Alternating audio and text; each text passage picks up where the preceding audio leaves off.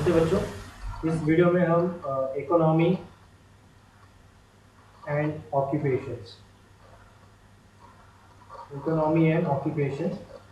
Chapter number 8 geography जो आपके सीटी में आने वाला है। तो इसमें क्या एक्सपेक्टेड क्वेश्चंस है वो हम देख लेते हैं। ठीक है, इसमें जो एक्सपेक्टेड क्वेश्चंस हम देख लेते हैं।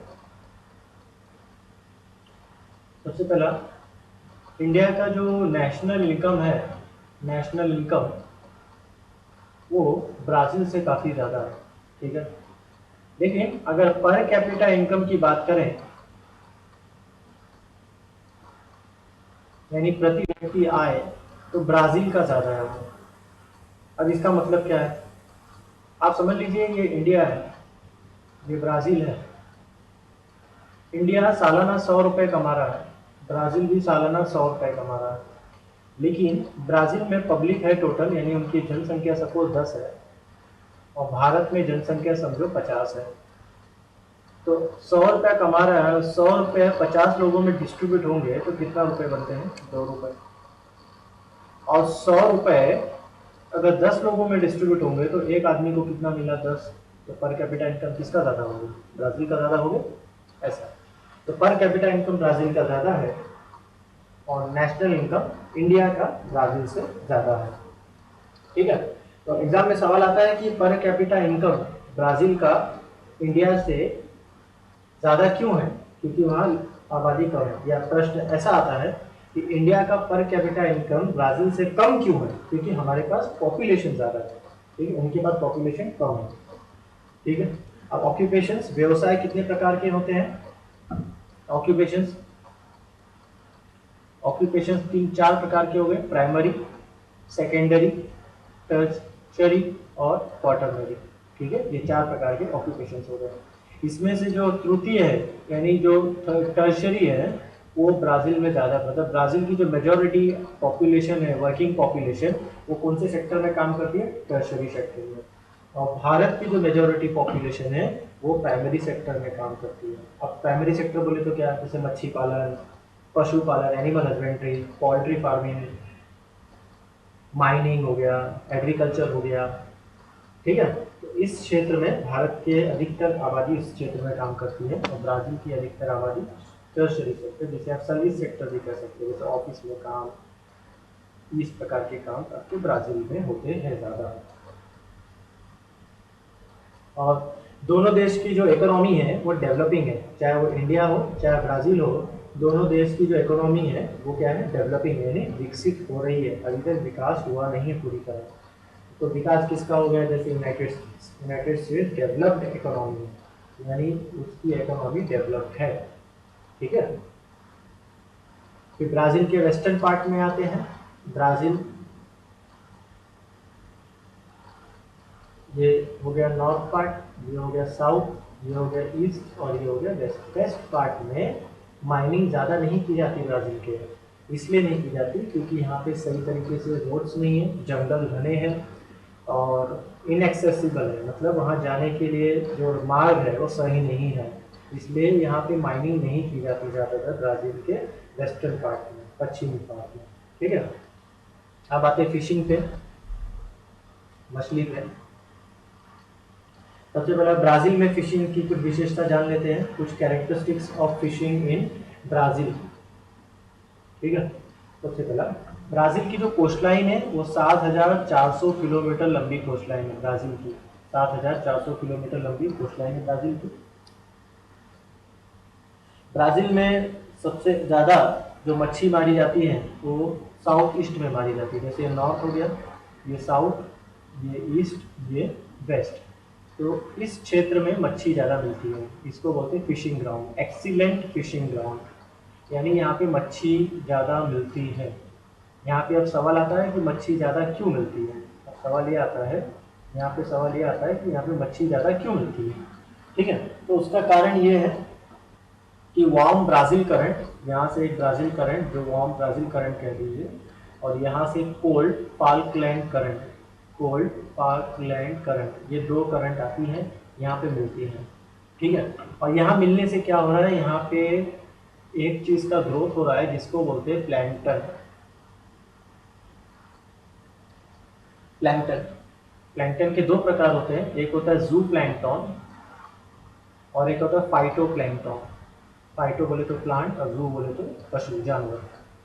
ये दोनों बहुत छोटे छोटे जीव होते हैं जिन जो मछली के खाने हैं, या आप समझ लो मछली के फास्ट फूड है। ठीक है, तो जहाँ खाना होगा वहाँ मछली आएंगी, जहाँ मछली आएंगी वहाँ इंसान आएंगे। तो फिशिंग ग्राउंड्स साउथ ईस्ट में ज़्यादा है। तो सीटी में क्वेश्चन आ सकता है ब्राज़ील का फिशिंग एक्सीलेंट फिशिंग ग्राउंड कौन से जगह लोकेटेड है, तो साउथ ईस्ट में। फिर सवाल आ सकता है वहाँ क्यों लोकेटेड है, क्योंकि वहाँ प्लैंकटन ज़्यादा है। तो अब सवाल आएगा कि वहाँ प्लैंकटन क्यों ज़्यादा है, क्योंकि वहाँ पे ब्राज़ील का वार्म ब्राज़ील करंट्स बताए ना आपने, ये वार्म ब्राज़ील करंट्स और कोल्ड प्लाटिनल करंट्स मीट होते हैं, और वार्म और कोल्ड जब मीट होते हैं तो वहाँ पे भाप जैसा स्थिति निर्माण होता है। ठीक है, फॉग बोलते हैं उसको। ठीक है, चलिए फिर आगे बढ़ते हैं। ब्राज़ील में कौन सी मछली ज़्यादा मिलती है, तो कई मछली है जिसमें कुछ विशिष्ट है, कुछ स्पेशल है, जैसे स्वॉर्ड फिश ये ज़्यादा मिलती है, लॉबस्टर्स ये सब ज़्यादा मिलते हैं।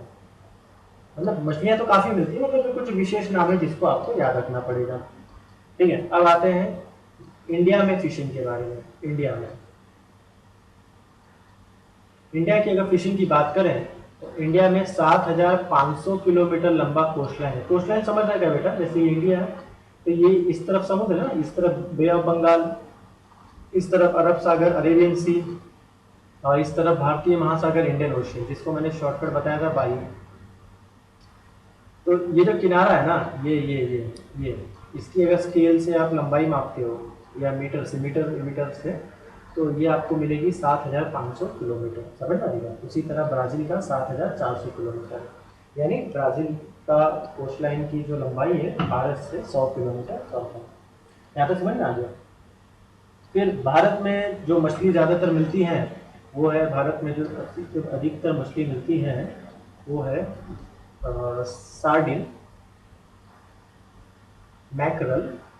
मैकरल जिसको महाराष्ट्र में आप बांगड़ा मछली बोलते हो, और बॉम्बे डक जिसे आप बोम्बिल कहते हो।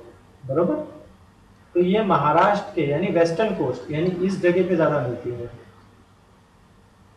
ये इस जगह पे समझ रहे, इधर पे ज़्यादा मिलती है। ये जो मछलियाँ मैंने अभी नाम लिखी ये वेस्टर्न कोस्ट में मिलती है। अब सवाल आता है फिर ईस्टर्न कोस्ट, ये ईस्टर्न कोस्ट है ना, ईस्ट पूर्वी किनारा, पूर्वी किनारे पे कौन सी मछलियाँ ज़्यादा मिलती हैं, सिल्वर बेली, ये मछली वहाँ पे ज़्यादा, जिनका पोर्ट बेली यानी पोर्ट पेट। ठीक है, अब भारत में जो फिशिंग होती है उसमें समुद्र में भी मछली मारी जाती है जिसको मरीन फिशिंग बोलते हैं, और नदियों में मछली मारी जाती है जिसको बोलते हैं फ्रेश वाटर। आप हिंदी में कहते हो ना खारे पानी की मछली और मीठे पानी की मछली। जो मीठे पानी की मछली ना बेटा उसको अंग्रेजी में फ्रेश वाटर फिशिंग कहते हैं, और जो खारा पानी है उसको मरीन कहते हैं। समझ में आई बात, समुद्री मछली। तो मरीन में से यानी समुद्र में से भारत में 40% मछली समुद्र में से पकड़ी जाती है और 60% मछली मीठे पानी की होती है। ठीक है, और में आगे चलिए फिर आगे बढ़ते हैं।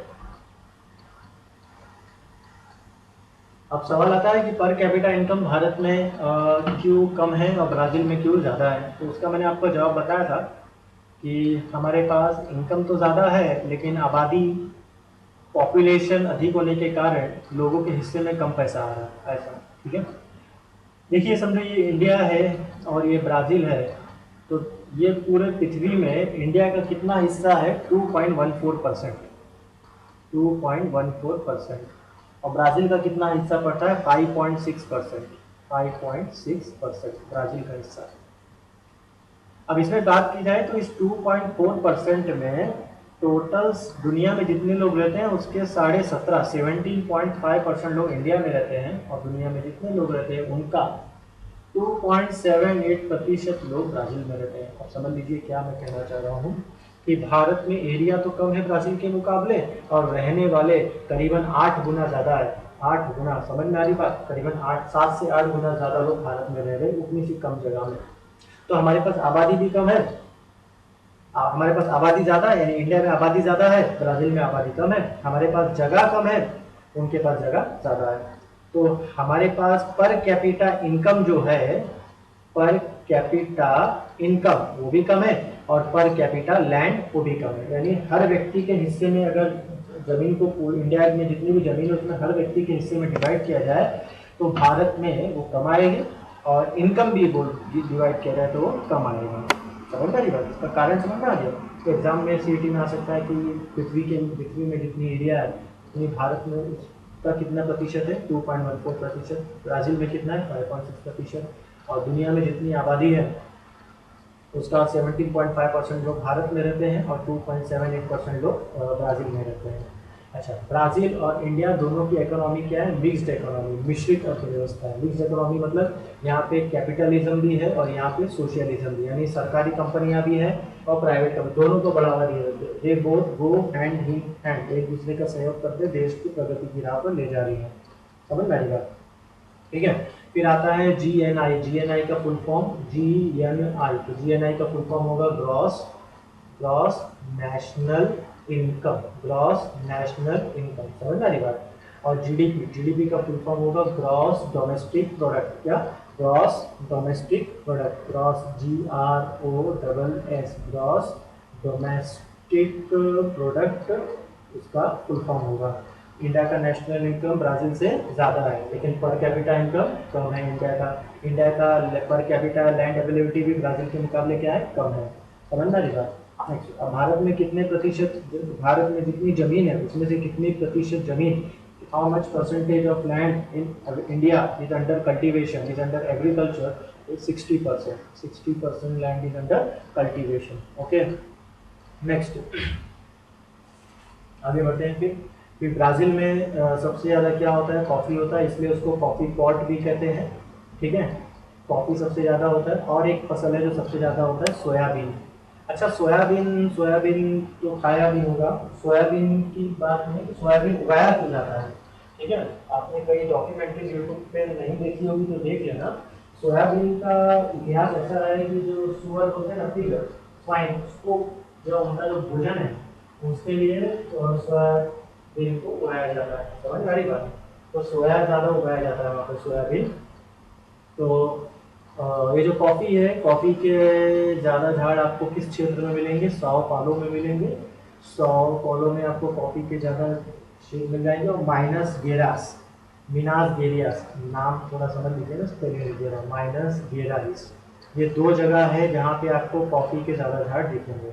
अच्छा, जो कॉफ़ी की खेती होती है ना, उसको उसको उधर की लोकल भाषा में फजेंडा कहते हैं। क्या कहते हैं, फजेंडा, FAZANDA, फजेंडा। कॉफ़ी की जो खेत होता है, कॉफ़ी का जो बगीचा होता है उसको फजेंडा कहते हैं वहाँ की लोकल लैंग्वेज में, ठीक है। और कॉफ़ी के ज़्यादा बगीचे आपको सौ पालो और माइनस गैरेस में देखने मिल जाएगी। और ये झाड़ कहाँ से आई थी, इथोपिया से आई थी। कहाँ से आई थी, एथियोपिया, ठीक है। एथियोपिया और फ्रेंच गुयाना से भी कहते हैं, तो बुक में तो एथियोपिया दिया है तो वही मान के चलिए एथियोपिया से आया हुआ है। फिर हमने देखा कि 7,400 किलोमीटर लंबी कोस्ट लाइन ब्राज़ील की है और इंडिया की 7,500 किलोमीटर लंबी कोस्ट लाइन है, ठीक है। अब यूएस का क्या होता है मनी, यूएस का मनी यूएस डॉलर है। ब्राज़ील का मनी क्या है, रियल, REAL, रियल, REAL, उसको ऐसे लिखते हैं, रियल डॉलर, ठीक है। इसका क्षेत्र है। भारत का क्या, रुपया, और रुपया को ऐसे लिखते हैं, ठीक है। तो मनी की बात आपको मैंने समझा दी। फिर उस पर आते हैं कि कोल, भारत में कोयला कहाँ मिलता है, भारत में कोयला कोरबा, कोरबा महाराष्ट्र, कोरबा छत्तीसगढ़, कोरबा छत्तीसगढ़। महाराष्ट्र के किस हिस्सों में मिलता है, ईस्ट महाराष्ट्र में, ईस्टर्न महाराष्ट्र में आपको कोयला मिल जाएगा। फिर मिनरल ऑयल यानी खनिज तेल, जिससे पेट्रोल, डीजल, नाफ्ता और पेट्रोलियम गैस ये सब बनाई जाती हैं। तो मिनरल ऑयल आपको कहाँ मिलेगी, मिनरल ऑयल आपको डिगबोई में मिलेगी। डिगबोई कहाँ पड़ा, आसाम में पड़ा। और मुंबई में कहाँ मिलेगा, मुंबई हाई, जो अरेबियन सी में है। और रिसेंटली उसमें एक्सीडेंट भी हुआ था 1-1.5 साल हुआ था। तो मुंबई हाई, अरेबियन सी, वहाँ भी मिलेगी। डिगबोई आसाम।